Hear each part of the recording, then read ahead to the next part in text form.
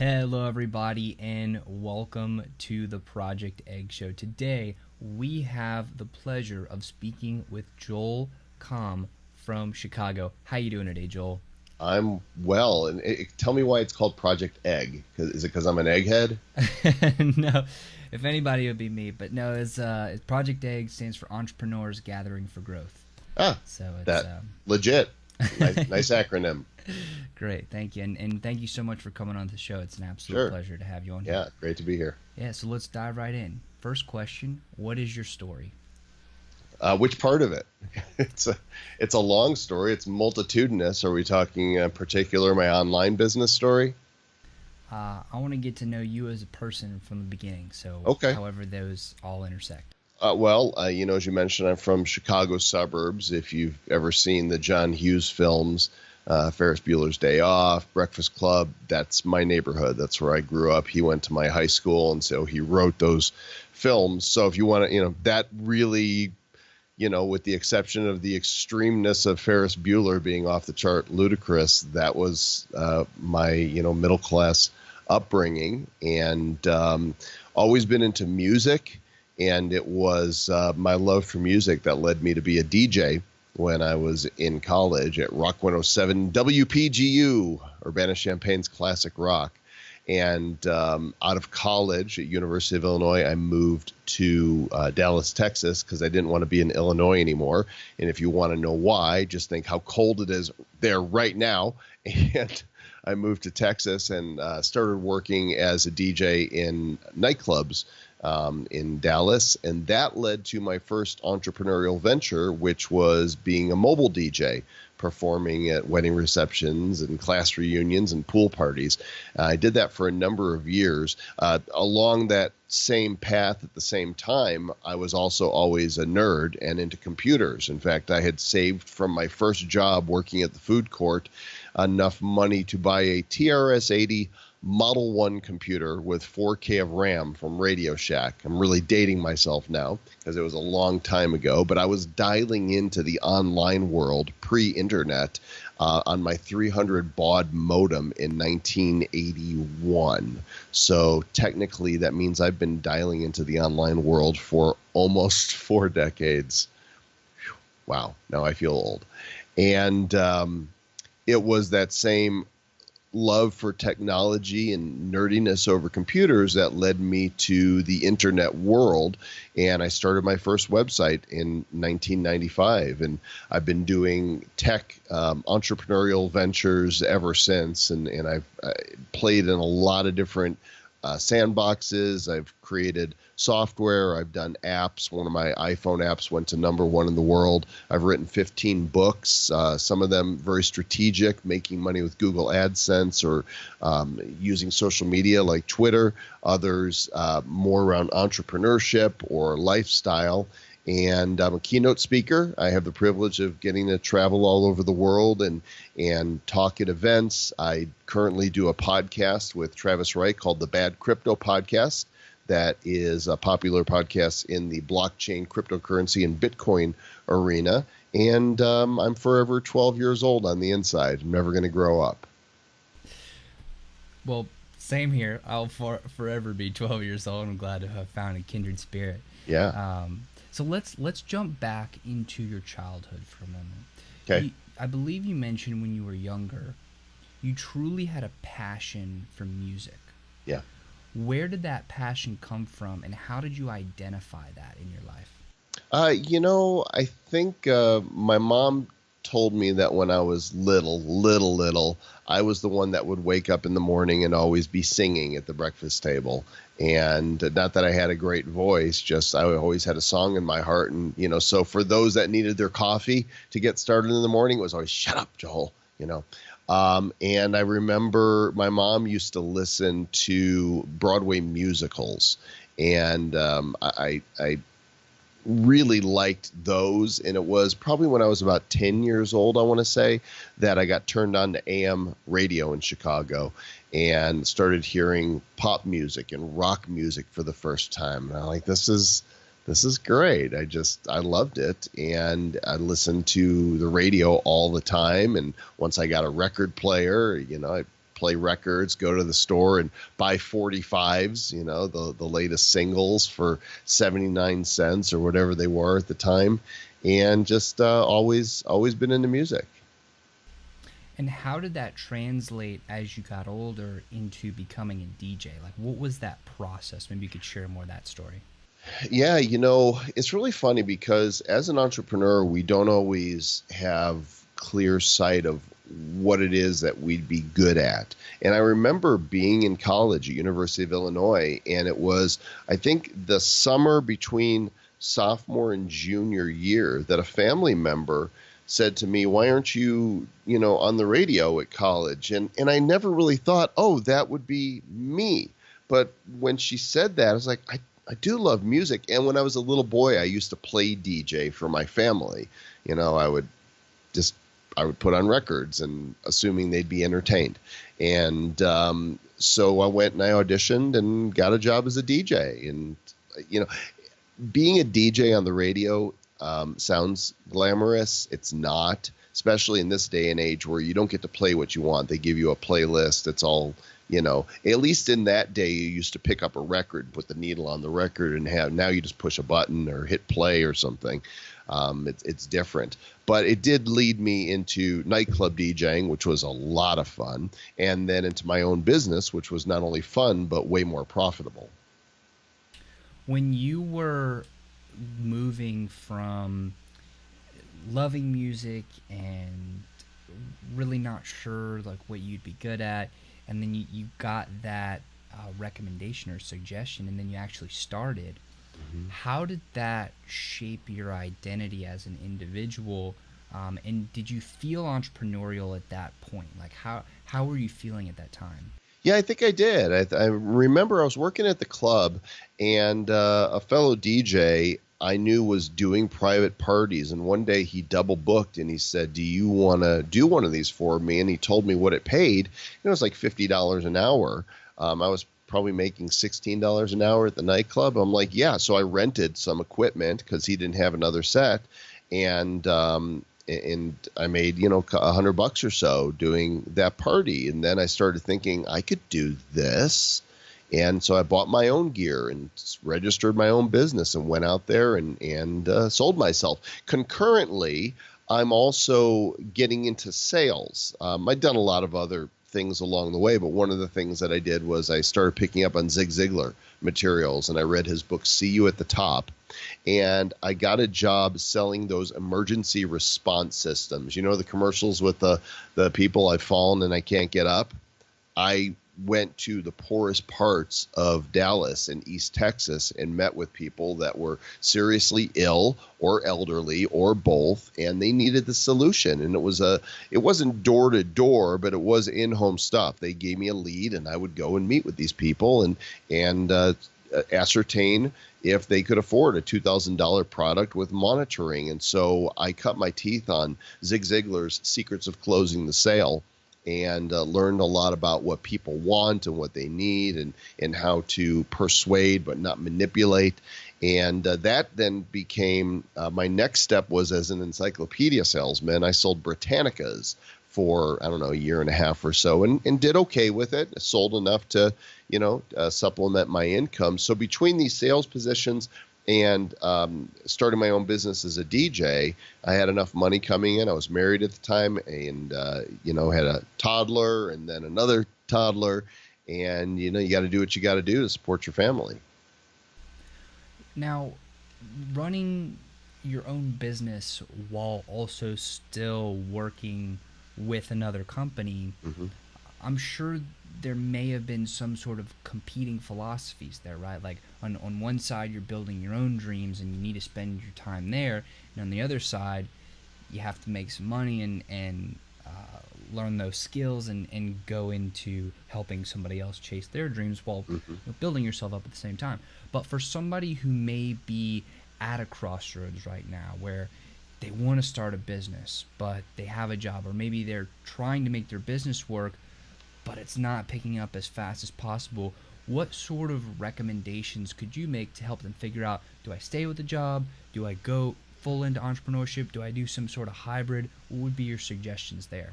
Well, there's not a one size fits all. I wish there were, because then we'd plug it into the formula and everybody would have exactly what they wanted. But then it really wouldn't be worth as much, right? Because there's something about going through the trials to get there. I wrote a book this last year called The Fun Formula, and it's all about following your own curiosity and passions. It's about taking risks, and it's about trusting the process. So in reverse order, first thing is to be patient. Be patient with yourself. Be patient with the process. The time might not be right.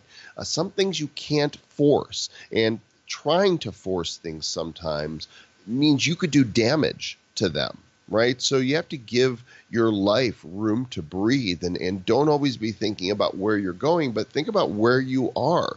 You got to carpe the diems. You have to seize the day that you have now, because let's face it, none of us know how many days we have. And the older you get, you start seeing, either tragedies around you that, something unexpectedly happens to somebody, or somebody gets sick and they die, and that's what happens. When we're younger, we feel immortal, but it's until you realize that, this is me one day. And so putting off till tomorrow, attempting to find joy in your life today, regardless of where you are, is a big mistake. Oftentimes people strive for that someday, and then when that someday arrives, they're like, oh, that's it? That's what I was going for? What did I miss out on along the way?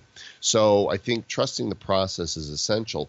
Following your own natural curiosity and listening to your gut, and getting the advice of wise counsel to, parents, friends, family members, business associates, and taking it all in and processing for yourself what you want to do means you then have to take a risk. And either way you go, it's a risk. If you stay in the job, tick-tock, time is going by you, and there's the risk of sacrificing yourself on the altar of security. But if you leave that and you go do your own thing, guess what? There's the risk that you might fail at it. You might not accomplish what you had hoped to. And I've been on both sides, and it's continued like that. Here I am. I'm 54. I'm 54, and I've been doing online business since 1995, and I still take risks. I still try things that I don't know if they're going to work or not, and I don't think so far ahead to go, okay, 2 years from now, here's where I want to be, let alone 5 years or 10 years. I live more in the here and now, and I want to make sure that I'm having fun doing what I'm doing, that I'm bringing value doing what I'm doing, and that in some way I'm compensated. It doesn't always mean financially. There's lots of different ways to be compensated, but it's really about finding your own groove. That's a long-winded answer to what I think was a simple question. Well, I love that you gave a long-winded answer. I'm very appreciative of that.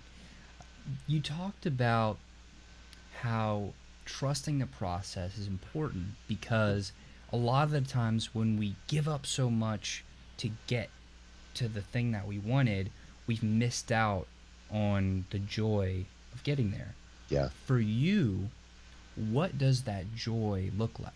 What is that joy for you in your life?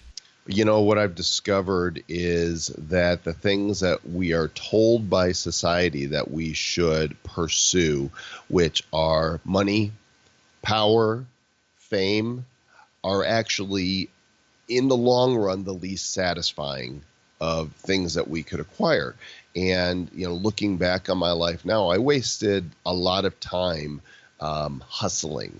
Today there's this big movement around the hustle and the grind, which absolutely makes me nuts, because I think that is actually personally destructive. You might get what you want financially, but personally you might pay a cost. And so the two most important things to me, at the end of my life, are the people in my life and the experiences that I get to enjoy in my life. Certainly, there's fulfillment in a project well done, a job well done, but that's part of the people that I'm doing it with and the experiences that I'm having. And so I think that has got to be primary. Now, I'm not saying don't pay your bills. I'm not saying don't be a responsible human being to your family, to your kids, to whoever you're responsible to, because there are seasons of life where you do have to hustle. You have to do the work. You have to, sometimes that means long hours. But as a lifestyle, it's not sustainable. It leads to broken relationships and health problems and emotional problems. And it's the wrong priority. We're not designed for that. In fact, when I reverse engineer my successes and my failures, Ben, I've probably had what I would call 7 major home runs in my career. Now, if you look in the failure column, the numbers are more. They're in the double digits. But when I look at the failures and the successes, and not the things in the middle, but the extremes, I realized that it was the times that I was working my butt off, that I was hustling and grinding, that usually led to my biggest failures. The successes are the ones that most often came with the least amount of effort. It's because I was in my groove. I was following my own fun formula. And everybody's got their own. And you've got to get in tune with yourself to figure out what that is. And it means tuning out the voices of the world and really being introspective and following your own heart, your own passions and your own desires, and then looking at the talents and the abilities and the skills that you have. And how does that all work in with my personality and who I am and who I want to be? Everybody's got to find that on their own. That's why it's not a mathematical formula. But I believe that these elements are important and work for everybody. You mentioned how you had, on the extremes, about 7, I believe you said, home runs, Mm-hmm. and then on the other side there were some failures too. But In the great in between. right. Now, where we kind of left off on your journey was you were working in sales, Mm-hmm. and you had your own business, and you started to build your family, and you had 2 kids. Can you Right. take us from that spot through the 7 home runs up until now? I can try.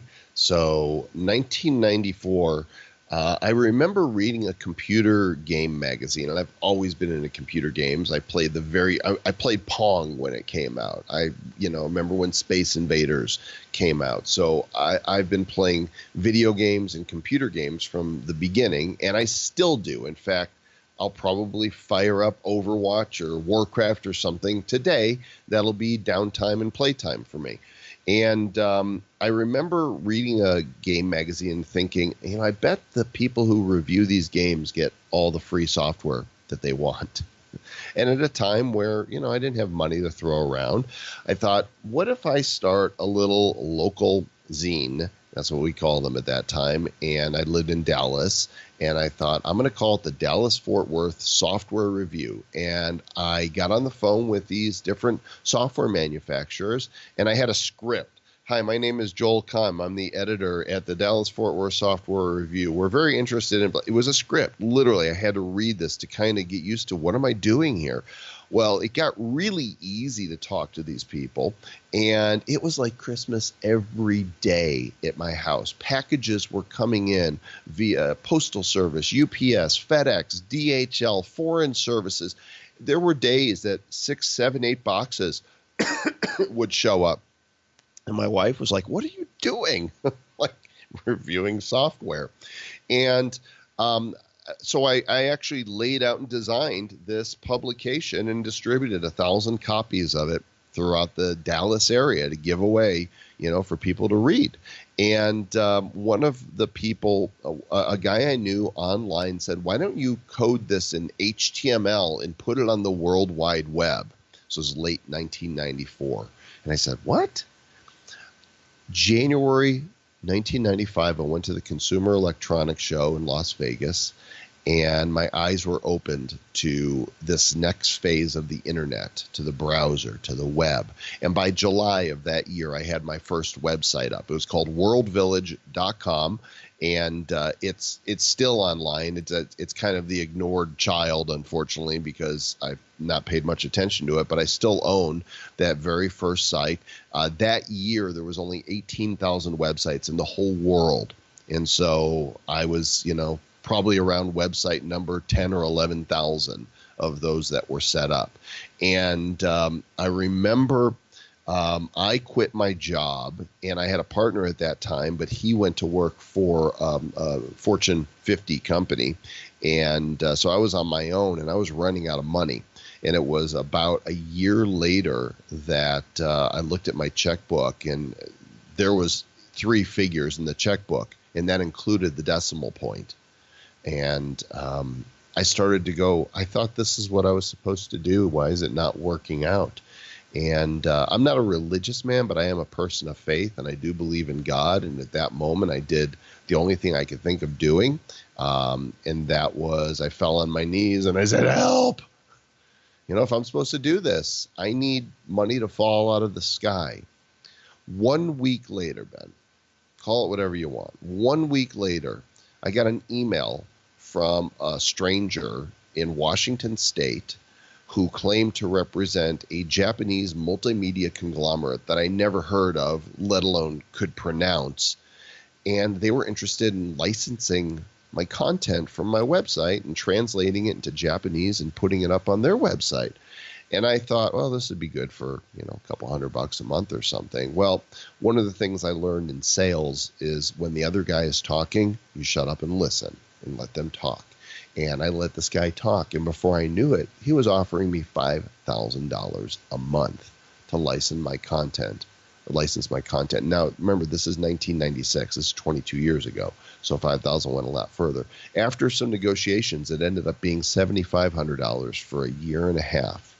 And the money fell out of the sky. There was no other explanation for it. And that turned things around for me. And in fact, I think I could say really without prejudice that when I look at all of my major successes, there is that element of, did I really do that, or was there an invisible hand, involved in guiding that somehow for some reason? And that keeps me humble, because when I look at the things that I've done and that I've really worked hard for personally and see them come to failure, I'm like, maybe that wasn't something I was supposed to be doing, after all. So needless to say, that helped keep the business in business. I didn't have to go look for a job again, and I was really glad for that. And a short time after, my webmaster knew that I liked games, and he pointed out to me there was this website that this grad student at University of California, San Diego was working on. It was one of the earliest versions of a multiplayer game room. He had built this beta version of a site where people could play chess and checkers and spades and hearts against other people in real time. And he had a few of his friends that were testing it, kicking the tires. And I introduced myself to this guy. His name was Aaron. And I said, this is really cool what you've built. What would you think of us partnering up? You keep coding it. I'll help brand it, and we'll launch it out to its own site and see if we can grow it. And he agreed. And we called it classicgames.com. And we grew this thing and added, there was like 16 games, I think, after about a year. And I tried to then find a major partner, because we had, I think at our peak back in those days, we had 500 or 600 people playing at one time, which for 1997, I guess, was a lot. And I started trying to sell it. And Ben, I contacted the big search engines at the time, Excite, Lycos, Digital, where I can't remember the name, Alta Vista. There was a bunch of them. And none of them had the vision. They all just wanted to be search engines. They didn't see themselves as portals.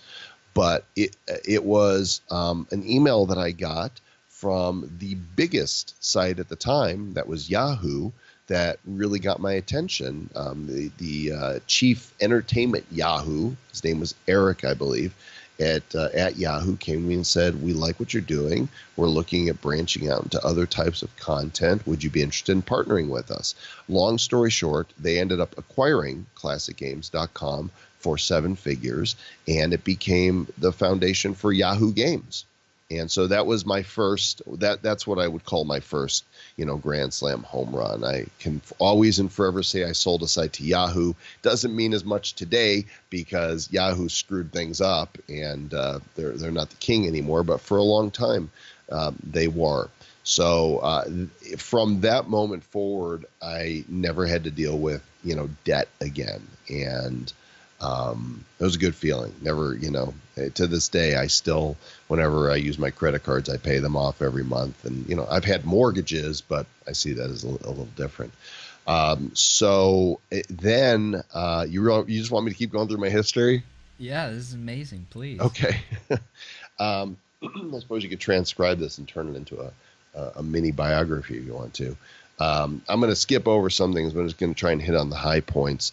In 1998 or 9, I had been buying a lot of stuff online, and I loved e-commerce. I just thought this is the coolest thing. I could order something and they'll ship it to me. I mean, I was buying from Amazon really early on. I was using eBay really early on, and I realized that there were services. A lot of these businesses offered coupons and discount codes for people to save money online. I thought, what if there was a website where we had a compilation of all the newest coupon codes, and we would monetize with affiliate links, because all these merchants, you could have affiliate links and get paid commission.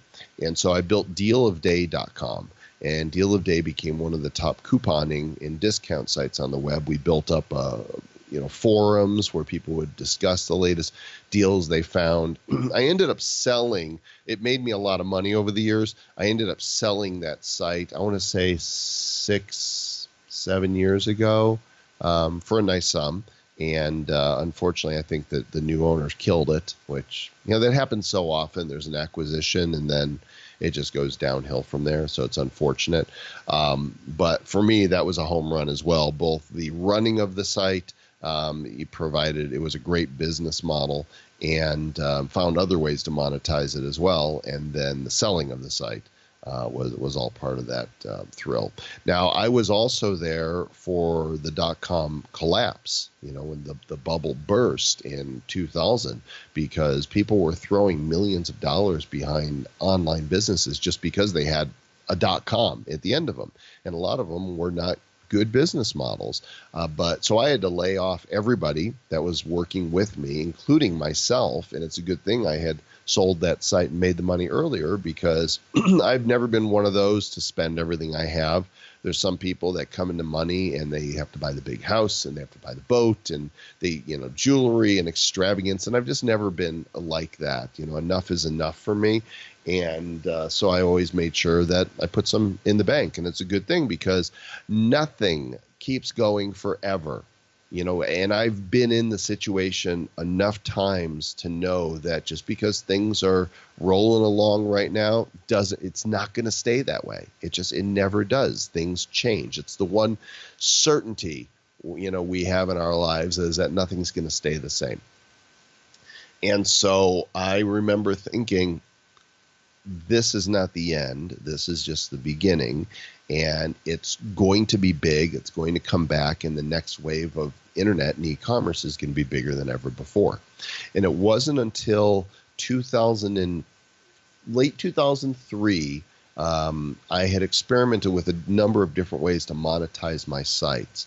But I came upon this thing called Google AdSense, which was a form of the other side of the AdWords coin. So basically, if you want to advertise on Google and their partnership portfolio of sites, you buy ads through AdWords. With AdSense, they said, if you're a site publisher, we'll run some of those ads on your site. And what they did is they created a technology that would run ads that were contextually relevant to the content on your page. And so I learned how to do this, and I started telling some friends how they could make more money with their websites, and they were blown away at how much money they started making. And one of them, somebody suggested you should write an ebook. I'm like, oh, okay, I'll write an ebook. So I wrote an ebook called What Google Never Told You About Making Money with AdSense. It was 66 pages, and I thought, I'm making $500 a day in passive income with Google AdSense. I'm going to sell this book for $77. Well, I did. And it blew up. I thought, if over the life of the book I could make $10,000 on it, that would be phenomenal. It made that much the first week because people were hungry to figure out how to make money online. And I wasn't selling them some tricky strategy that I had come up with. It was Google, and it was this legitimate service, and I had just packaged it in a way that said, look what you can do with this. And that led to me being asked to speak at events. It led to a second edition of the book, which I priced at $97 and sold for even more, and a third edition.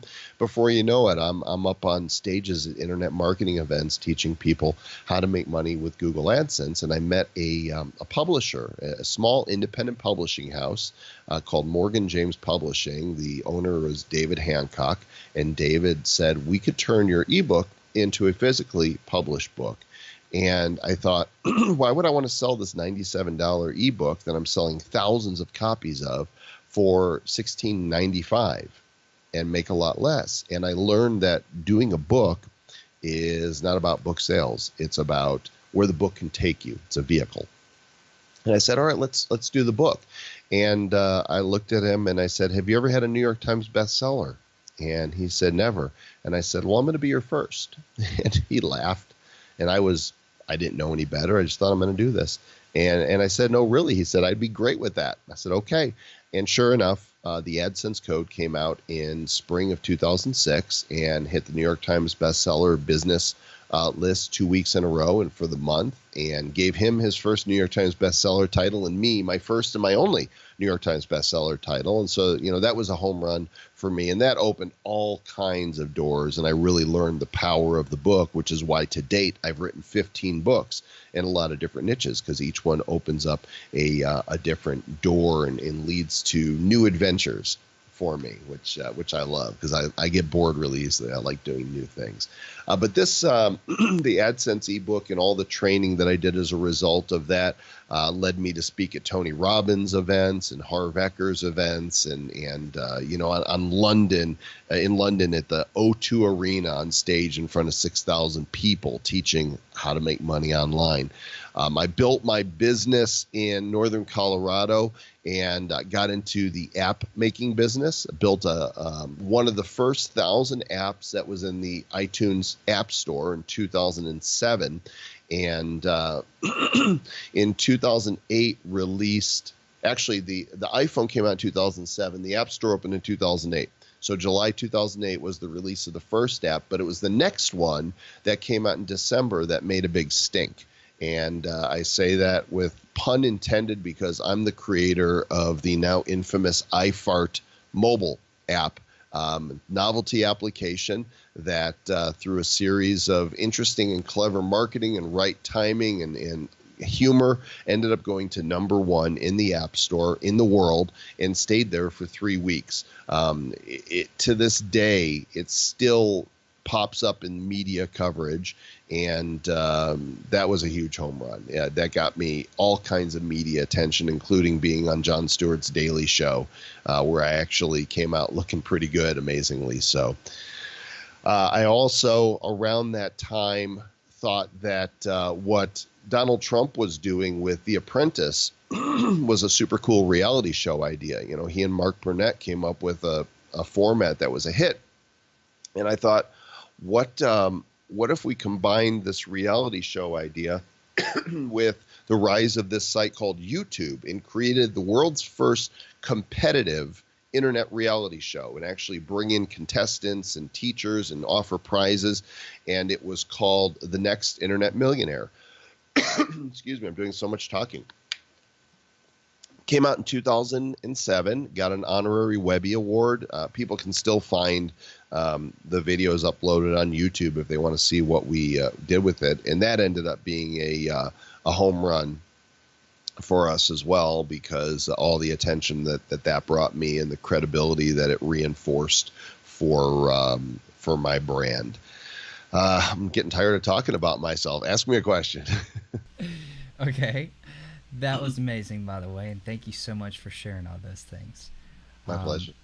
It seems like one of the recurring themes throughout all of these accomplishments, all of these home runs, is that you were able to take a really good idea and execute it and take it to the top. How did you go about making sure that execution went how you wanted it to go? Like, what was the secret to executing? Um, I wish there was a one size fits all for this. There's not, because I haven't told you about the things I tried to execute that failed. You're only hearing about the ones that worked. But I think if I look at the key elements, it's surrounding myself with people who were very talented and gifted at what they did. I couldn't pull this off by myself.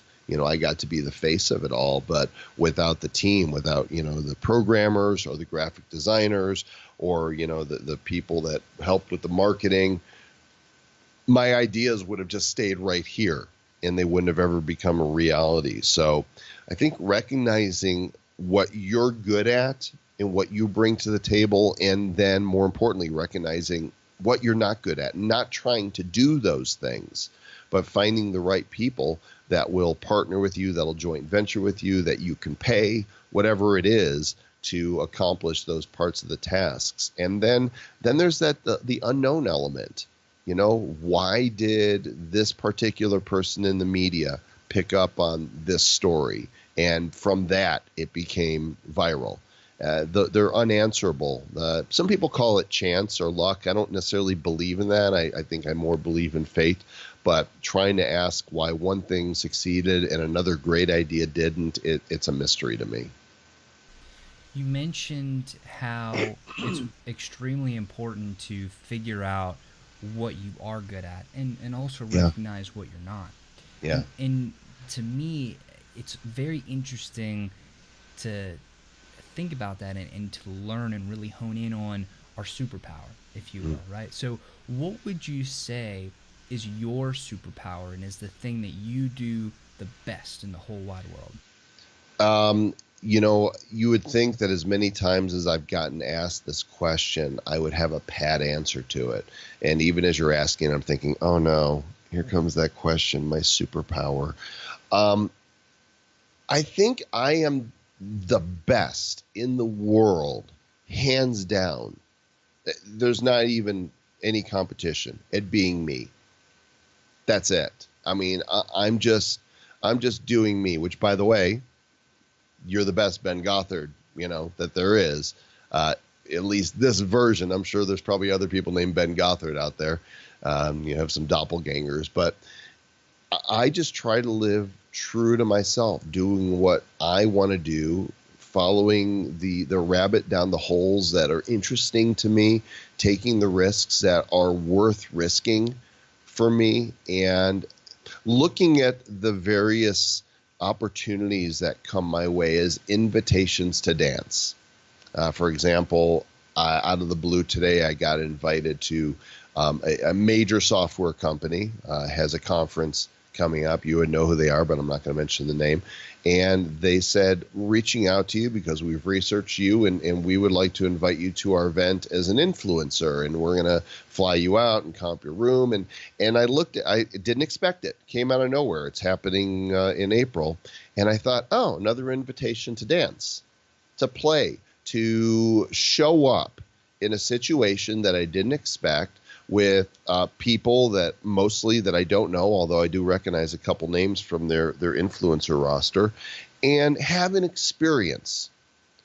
And what I've realized is those invitations to dance, those experiences are usually what opens up new doors. Now, I don't go expecting doors to open. I don't go with expectations, period. I just show up and see what happens. And maybe it leads to something, maybe it doesn't. But if I don't have expectations in mind already, then I'm going to get benefit just from being there. And that's kind of, I think that's part of me. And that is my secret sauce. The good news is you've got your own secret sauce, and everybody listening or watching, you've got your own secret sauce. And don't try to let anybody tell you what the formula for your success should be. I mean, if you look at the greatest successes of all time, right? If you look in business, whether or not they were successful as human beings or not, different story. But, when you look at Steve Jobs, he marched to his own drummer. Henry Ford, did his own thing. Jeff Bezos, They laughed at him. I remember when he started. I remember reading the articles about this clown that was going to sell books out of his garage online, and they laughed. And I remember seeing the articles like it was yesterday, and I thought to myself, you guys don't get it. This is going somewhere. Now, I wouldn't have dreamed that it would be Amazon as big as it was today, but I knew he was onto something. And I recently listened to an audiobook from David Goggins. Have you heard of him?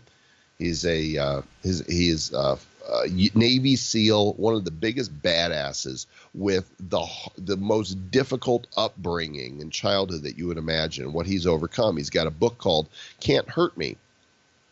And one of the things that really stood out to me in his book is he said, don't listen to anybody who's not trying to do what you're trying to do. There's always critics, there's always haters, there's always jealous people, there's always people that want to see you fail, and I feel sorry for them. Like, wow, that must be really sad to be you. And I just want to encourage people, just don't listen to those voices. Just really be the best version of yourself. And don't try to be anybody else. This generation of kids that is growing up with these Instagram idols, and they think that being productive is taking the perfect selfie and having a lot of people follow you because of how you look or how you dress or the people you hang out with. Talk about empty and void and meaningless. I don't think that that's what we're created to be or the value that we're created to deliver to the world. And march to your own drummer. It's okay to say, I'm not buying into that. Here's what I think is more important. You mentioned how you're the best at being you. You're the best Joel that, there is. Yeah. How has your view of self, your self-identity, been transformed throughout all of your successes and failures? I mean, I'm sure you're a different person now than you were when you first got started. How has your identity changed over time? What was that transformation like? Identity to me, if it comes from what we do or who we know or what we have, it's a false identity. I am not what I do. I am not what I have. I'm not even what I've accomplished. I told you I'm not religious, but I am spiritual. I believe that I am who I am. I believe I have value because God created me. I mean, what can give you more value than that? To know that I'm alive and I'm alive for a reason. There's a purpose here. I don't think that we're here by accident. And what could possibly deliver more value than the recognition that you're here for a purpose? No amount of money can give you better identity than that. Now, that said, I'm just a human being in a human body with human feelings and human frailties and flaws, and life has humbled me a good bit. And I think our failures shape us more than our successes. For me, that's meant failure in business, and it's meant failure in relationships. I'm not married anymore. I was married for 23 years to a woman I loved very much, had 2 kids who I love very much, but the marriage didn't last. And you learn a lot about yourself when you go through trials of loss, when you lose somebody near to you, whether it's relationship or when you lose a business, or when you lose that. Losing money is really horrible if you've put your value in that money. That's why a lot of people start questioning who they are when circumstances change and all of a sudden things aren't going the way they were. So I really recommend that people don't find their identity in things that are transient, things that don't last. So for me, I've grown, dramatically from being a child to a young adult to, an entrepreneur as a young man to who I am today. And I don't for a moment pretend that I've arrived. I know that that change is going to continue and there's more growth ahead. And so kind of leaning into that whole process, settling into this is my life. And for as long as I'm here, I'm going to learn and I'm going to grow and I'm going to change. And through all that, I'm going to seek to bring value because I think that that's really our responsibility. If we're not here by accident, if we're here for a purpose and we're not living that purpose in some way, then we're kind of doing others around us a disservice and injustice because they don't get to benefit for the reason that we're here. And that's a shame. I'm very interested in people's theories, right? Their theories on life, their theories on a particular subject. What would you say is the theory that you hold most dearly to you, and what is that theory? Are we talking like existential, or are we talking like down to earth? What theory are we going for? Whichever one is most important to you. Well, I think I just said it because there's nothing more important than us being alive and having purpose here on earth, using our God-given talents and skills and the abilities that we learn and acquire over our lives, and combining that with our personality and how we show up in the world, and figuring out how does this all work together for me to be a positive influence and make a difference. There's no greater mission than that. So I appreciate your time so much. It's been such a pleasure having you on this interview. I do have two more questions for you, and then Go for it. Then we'll wrap up. The first is, I know there's so much that we didn't get to cover. There's so many things that we could have drilled down into. But what do you think was the biggest thing that about yourself that I missed today? Like, what was something that I should have asked about that I didn't? Should have asked. What do I like to do for fun? And what do you like to do for fun? Oh, that's a really great question. I love traveling. I told you I'm into computers and all that. So when I'm home, playing games or dabbling on my computer is always great fun. But I do that for work also in front of the computer. I love to go and travel. I love to explore new places. And I got that passion from my mother, who actually has a popular travel blog called travelswithsheila.com. And still at the age of 77, I think, she still travels the world and still shoots video and blogs about it. And so this is in fact, that whole quote about invitation to dance, I think whoever made that, it was related to travel. Wish I could remember the exact quote, but it was something about unexpected travel is an invitation to dance. And so when I see opportunities to go somewhere and be somewhere different, I love to go and see and do.